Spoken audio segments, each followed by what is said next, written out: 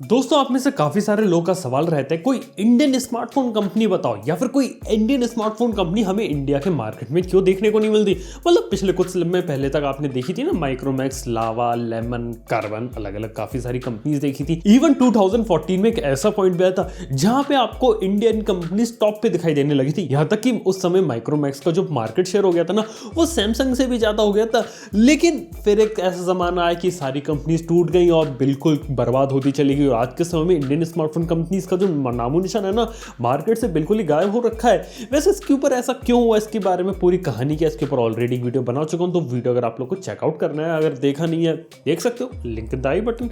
लेकिन उससे पहले बात करते कि आखिर आपको इंडिया में स्मार्टफोन कंपनीज क्यों नहीं देखने को मिलती, और इस गुत्थी को आज सुलझाते। जो सबसे पहला तो रीजन है इनोवेशन का। अगर हम बात करें दूसरी कंपनीज की, वो बहुत ज्यादा इनोवेशन कर रही है। स्पेशली बात कर रहा हूं यहाँ पे चाइनीज कंपनी की। पिछले सालों में कुछ चाइनीज कंपनीज ने जो इनोवेशन करा है ना, वैसा इनोवेशन हमने अमेरिकन या कोरियन कंपनीज की तरफ से भी नहीं देखा। अगर हम बात करें अंडर डिस्प्ले फिंगरप्रिंट स्कैनर की, अगर हम बात करें पॉपअप कैमरा की या फिर स्लाइडर कैमरा की, या फिर बात करें अपकमिंग अंडर डिस्प्ले कैमरा की, तो ये जो सारा जो इनोवेशन है ना, हमें चाइनीज कंपनीज की तरफ से देखने को मिल रहा है। इसके बाद बारी आती है सैमसंग की, जो कि कोरियन कंपनी है, वो भी काफी बढ़िया बढ़िया इनोवेशन कर रही है। तो इसके बाद बारी आती है अमेरिकन कंपनीज की, जो कि इनोवेशन करती है लेकिन इतना ज्यादा तेजी से नहीं हो रहा। वहीं देखा जाए तो जो पूरी स्मार्टफोन इंडस्ट्री ना, आज सिर्फ इनोवेशन के दम पे खड़ी है। आजकल आपको फोल्डेबल फोन्स देखने को मिल रहे हैं। जमाना कहा जा रहा है कि रोलेबल फोन्स का होगा। आपको अलग अलग कंसेप्ट में नई नई चीजें देखने को मिल रही है, नए नए फीचर्स देखने को मिल रहे हैं। मतलब कुछ समय पहले तक आपने फास्ट चार्जिंग एक्सपीरियंस नहीं करी थी, आजकल 50 वॉट की फास्ट चार्जिंग देखने को मिलती है। यहाँ तक कि आपको फास्ट वायरलेस चार्जिंग देखने को मिल रही है, और भी कमाल कमाल के फीचर्स देखने को मिल रहे हैं। फोन के अंदर मेगा पिक्सल से वो बहुत ही ज्यादा तेजी से इंक्रीज होते जा रहे हैं। और इतना सब करने के लिए कंपनीज को चाहिए होती है R&D। और R&D एक ऐसी चीज थी जो इंडियन स्मार्टफोन कंपनी के पास ना पहले तब थी, और आज भी किसी को अगर R&D क्रिएट करनी है अपनी खुद की, तो उसमें बहुत ज्यादा खर्चा होगा। और जितनी भी दूसरी कंपनीज है मोबाइल फोन बनाने वाली, वो पिछले 10 साल से काम कर रही है, और 10 साल में उन्होंने इतना एक्सपर्टीज गेन कर लिया और इतने ज्यादा पेटेंट्स होल्ड कर लिए ना, कि उनसे टक्कर ले पाना आज के समय में बहुत ज्यादा मुश्किल हो गया है। मतलब जो टेक्नोलॉजी उन्होंने धीरे धीरे डेवलप करना चालू करी और मोबाइल फोन्स में डालना चालू करी, उससे जो मोबाइल फोन की जो क्वालिटी का जो लेवल है वो काफी ज्यादा आगे बढ़ गया है। और कोई भी इंडियन कंपनी अगर इस सेगमेंट में अगर आना चाहती है, तो उन्हें डायरेक्टली इन कंपनी से कॉम्पीट करना पड़ेगा और अपनी खुद की ऐसी टेक्नोलॉजीज डेवलप करनी पड़ेंगी जो उनकी टेक्नोलॉजी से टक्कर ले सके। ये देखा जाए तो हमने पास्ट में देखा था कि ऐसा कुछ करने की कोशिश करी थी, लेकिन मोबाइल फोन कंपनीज ऐसा कर नहीं पाई। अगर बात करो इंडियन कंपनीज की ना, तो वो ऐसा कुछ भी नहीं करते थे। मेनली वो क्या करते थे कि वो चाइना जाते थे, एक कंपनी का फोन लेते थे, उसको रीब्रांड करके अपना लोगो लगाते थे, अपने बॉक्स में उसे इंडिया में बेचते थे। और तो और उन फोन्स के अंदर वो अपनी खुद की R&D भी नहीं करते थे। और ऐसे फोन्स के अंदर तो सॉफ्टवेयर अपडेट भी आपको बहुत कम देखने को मिलते हैं, मतलब ऑलमोस्ट नेग्लिजिबल थे। कुछ फोन्स में देखने को मिल जाए तो मिल जाए। और ऑब्वियसली यार, आफ्टर सेल सर्विस थी ना, वो भी इन फोन्स की उतनी ज्यादा अच्छी नहीं थी। और एक और प्रॉब्लम ऐसी जो इंडियन कंपनीज को फेस करनी पड़ सकती है अगर कोई स्मार्टफोन मार्केट में आती है, वो है प्रॉफिट को लेके। यार पहले क्या होता था कि जो इंडियन कंपनीज है ना, वो प्रॉफिट पे बहुत ज्यादा फोकस करती थी, ऑलमोस्ट 20%, 30%, इससे ज्यादा प्रॉफिट मार्जिन रखती थी। लेकिन उसके बाद हमने देखा कि एक ऐसा ट्रेंड है कि मोबाइल फोन कंपनीज ने अपने फोन को अफोर्डेबल बनाने के लिए अपने प्रॉफिट मार्जिन कम कर लिए। और काफी अच्छा एग्जांपल है Xiaomi का। Xiaomi के बारे में कहा जाता है कि 5% to 10% वो प्रॉफिट मार्जिन रखते हैं अपने एक फोन के ऊपर। अब ऐसा Xiaomi ने खुद ने क्लेम किया है, लेकिन ये देख के लगता है कि उनके फोन की जो कीमत है वो काफी ज्यादा कम होती है एज कंपेयर टू जो कंपटीशन वाला फोन है। इवन Realme के साथ भी हम ऐसा ही देख चुके हैं कि उनके फोन्स की कीमत कम होती है। मतलब कंपनीज का भी फिलॉसफी ये है, कम से कम प्राइस में फोन्स को ज्यादा से ज्यादा क्वांटिटी में बेचो और ज्यादा से ज्यादा जो बड़ा मार्केट शेयर होता है ना, उसे कैप्चर करो। अब यही एक रीजन है कि आज के समय में Xiaomi का जो मार्केट शेयर इंडिया में वो 30% हो जाता है। और इंडिया में जो नंबर 1 स्मार्टफोन ब्रांड जो लगभग पिछले 2 साल से बना हुआ है ना, वो Xiaomi हो जाता है। और अब उसका मेन क्रेडिट यही जाता है कि वो अफोर्डेबल प्राइस में हाई क्वालिटी फोन्स दे देते हैं। और ये जो चीज है ना, ये पिछले समय में इंडियन कंपनीज भी नहीं कर पाई। और आज के समय में कोई अगर इंडियन कंपनी स्मार्टफोन मार्केट में आना चाहती है ना, तो उन्हें भी यही करना पड़ेगा। लेकिन ये कर पाना बहुत ज्यादा मुश्किल है। मतलब कि जब तक उनका फोन बनाने के ऊपर पूरा कंट्रोल ना हो, तो ये चीज कर पाना पॉसिबल नहीं है। इवन अगर हम बात करें तो जो दूसरी कंपनीज है ना, वो as compare to other companies high quality products बना रही है। यानी कि इंडियन कंपनीज जो थी पहले पास में, उनके प्रोडक्ट्स की जो क्वालिटी थी वो कई बार उतनी ज्यादा अच्छी होती भी नहीं थी, और अगर होती थी तो उनकी कीमत ज्यादा होती थी। लेकिन उसके कंपैरिजन में जब दूसरी companies I, including Oppo and Vivo, in companies के भी जो फोन की क्वालिटी, जो स्पेसिफिकेशन है ना, ये इंडियन कंपनीज के जो फोन आते थे ना, उनसे ज्यादा बेटर होती थी और उनसे ज्यादा अफोर्डेबल प्राइस में दे रहे थे। मतलब ये बात फैक्ट हो जाती है। अब आप खुद ही देख सकते हो यार, मार्केट से वो सारी कंपनीज जा चुकी है और मार्केट में अगर किसी और कंपनी को भी अगर आना है ना तो उन्हें भी हाई क्वालिटी प्रोडक्ट को कम से कम प्राइस में बेचना पड़ेगा। और ऐसा नहीं कि सिर्फ एक ही प्रोडक्ट निकालना है, उनको मल्टीपल कैटेगरीज निकालनी पड़ेगी, हर सेगमेंट के अंदर ग्रो करना पड़ेगा और उसके बाद ही वो आगे बढ़ सकते हैं। और देखा जाए तो ये जो चीज़ है ना किसी इंडियन कंपनी के लिए इतनी ज़्यादा आसान रह नहीं गई है। और एक ऐसी चीज़ है जिसे इंडियन कंपनीज को काफ़ी बड़ा नुकसान हुआ, लेकिन दूसरी जो चाइनीज या फिर कोरियन कंपनीज हैं उनको काफ़ी ज़्यादा प्रॉफिट हुआ। यहाँ पे मैं बात कर रहा हूँ मेक इन इंडिया कैंपेन की। मतलब कि मेक इन इंडिया कैंपेन के बाद ये हुआ कि कोई भी कंपनी अगर इंडिया में अगर अपना प्रोडक्ट बेचना चाहती हो, अगर वो प्रोडक्ट इंडिया में ही असेंबल करते हैं और इंडिया में ही बेचते हैं ना तो उन्हें टैक्स में छूट दी जाएगी, टैक्स में सब्सिडी मिलेगी, जिससे जो प्रोडक्ट की जो प्राइस है वो कम की जा सकती है और इसके चलते वो ज़्यादा प्रॉफिट कमा सकते हैं। और इसी के चलते आपको काफ़ी सारी कंपनी की जो फैक्ट्रीज है वो इंडिया में देखने को मिल गई।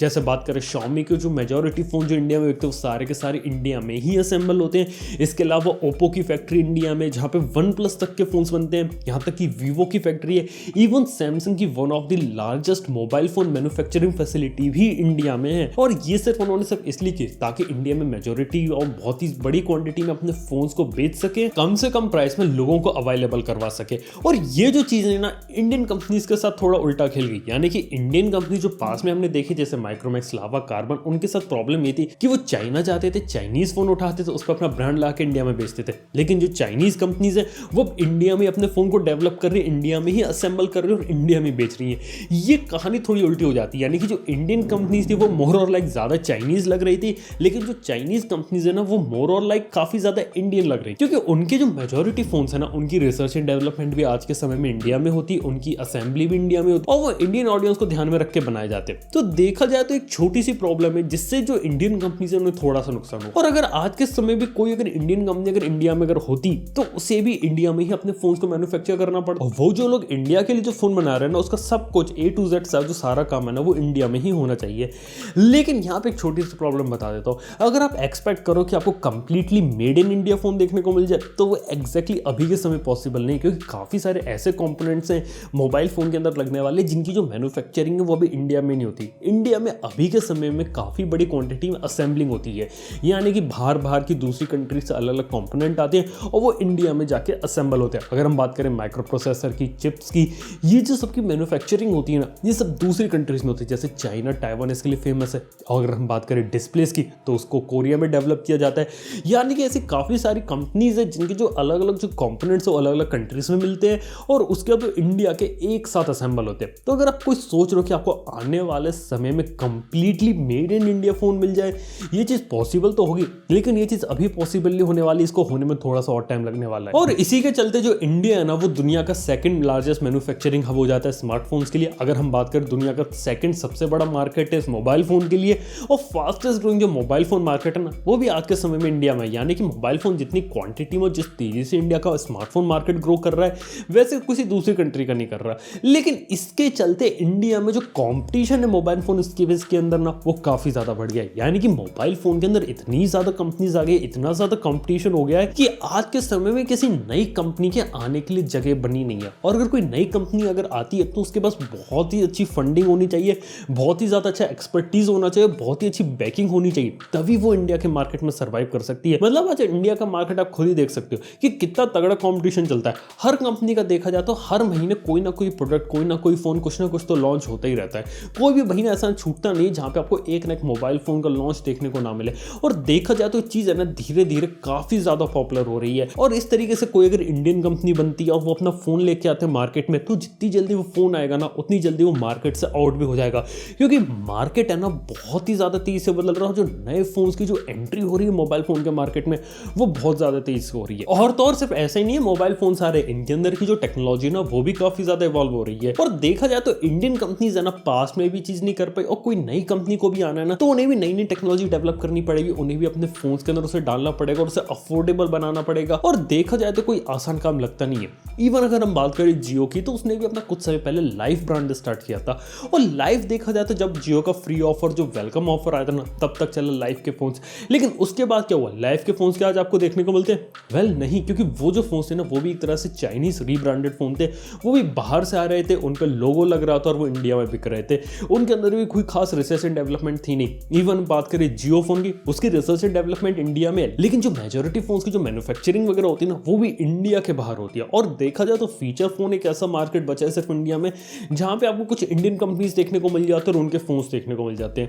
लेकिन इस स्मार्टफोन मार्केट के अंदर है ना, कंपटीशन इतना ज्यादा हो गया कि अब आपको कोई नई कंपनी नहीं दिख पाती। इवन अगर कोई इंडियन स्मार्टफोन कंपनी अगर आ भी जाती है इंडिया के मार्केट में, तो उससे सबसे बड़ी दिक्कत आई कि पहले तो फोन निकाल ले कि फोन में क्या फीचर्स डाले, क्या क्या चीजें डाले।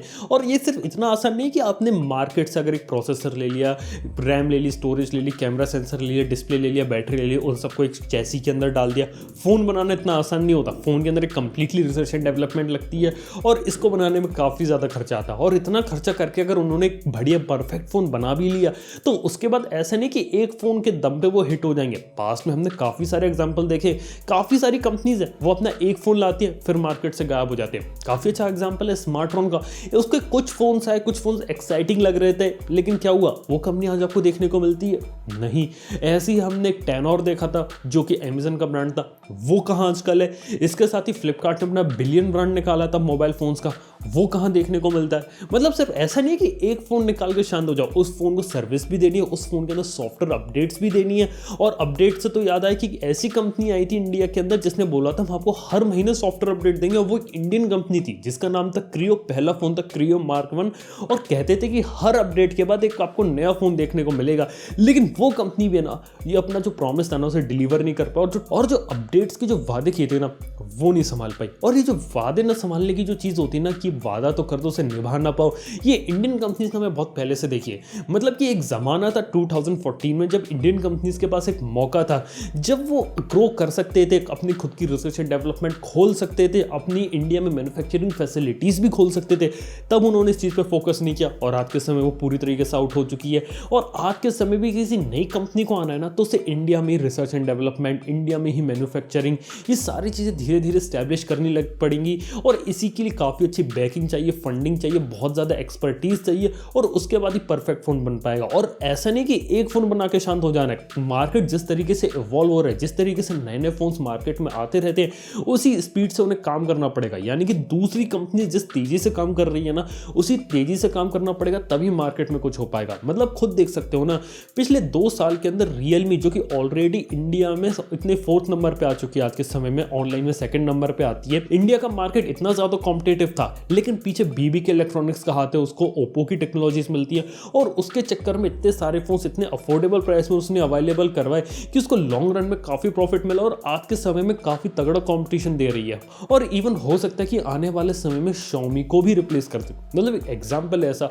और अगर किसी इंडियन कंपनी को भी ऐसा करना है ना, तो उसके पीछे भी ऐसी ही कोई बैकिंग होनी चाहिए। और लगता नहीं कि हाल फिलहाल आपको कुछ ऐसा कुछ देखने को मिलेगा इंडियन स्मार्टफोन मार्केट में। वैसे देखा जाए तो यही कुछ रीजन है जिनसे आपको इंडिया में कोई स्मार्टफोन कंपनी देखने को नहीं मिलती है। वैसे हो सकता है कि आने वाले समय में चीज बदल जाए, कोई इंडियन की स्मार्टफोन कंपनी आ जाए, लेकिन जल्दी तो आने नहीं वाली, क्योंकि अभी के समय में काफी ज्यादा कॉम्पिटिटिव मार्केट है। हो सकता है कुछ चीज फ्यूचर में देखने को मिले। वेल, जब भी होगा उसके बारे में आपको बता दिया जाएगा। वैसे मेरा आप लोगों से एक सवाल है, क्या आप लोग देखना चाहोगे इंडिया के स्मार्टफोन मार्केट में इंडिया की खुद की एक कंपनी? तो प्लीज ये बात मुझे नीचे कमेंट बताना ना भूलना। अगर वीडियो पसंद आए तो लाइक कर लेना, चैनल को सब्सक्राइब कर लेना। मैं आपसे मिलता हूँ नेक्स्ट वीडियो के अंदर। Good bye.